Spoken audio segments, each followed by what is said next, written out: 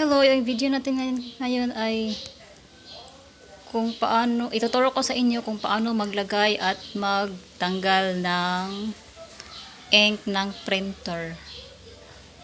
Yung printer namin ay HP DeskJet 2.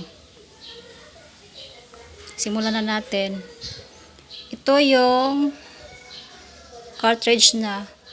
Kumbaga ito yung sisidlan ng ink niya. So, let's start. First, syempre, i-on natin yung printer natin. Tapos, ito yung pinaka-front ng printer natin. I-open natin to. Tsaka, lalabas yung niya. See? Kasi, kinuha natin yung cartridge niya. Kasi, pinarefilla natin kasi naubos na. Tsaka may tips pala ako kung paano malalaman kung oras na yung pag-change ng nyo, ink. Sa laptop nyo, kapag nag-print kayo, malalaman nyo doon kung mag-notify yung printer nyo na low of ink na siya. So, oras na para pa-refillan nyo.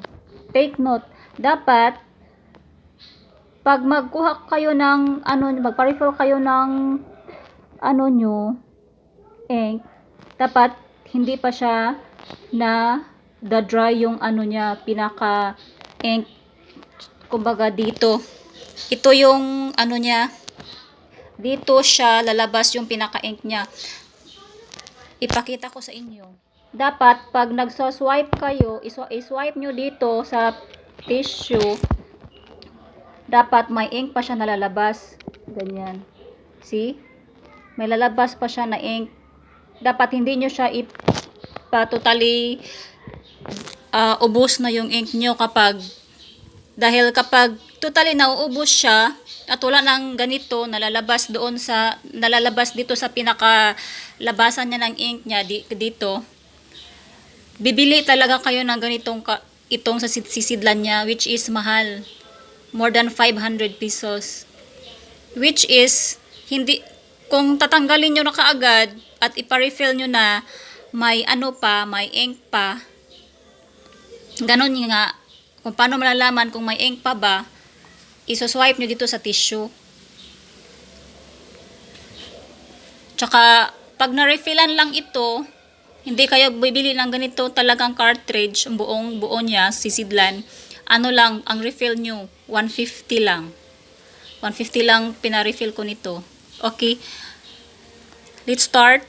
Sa paglagay nyo ng ipapasok nyo, sisiguraduhin nyo na yung pinaka lalagyan ng ink niya, which is ito, ay nasa pinakailalim.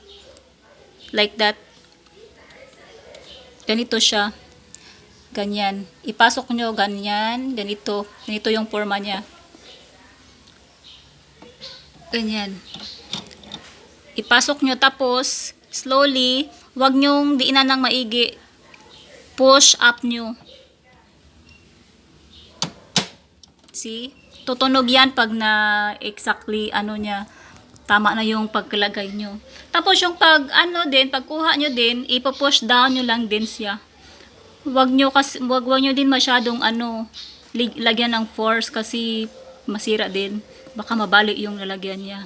So, ipo-push natin ng konti lang. Push down. Ganyan.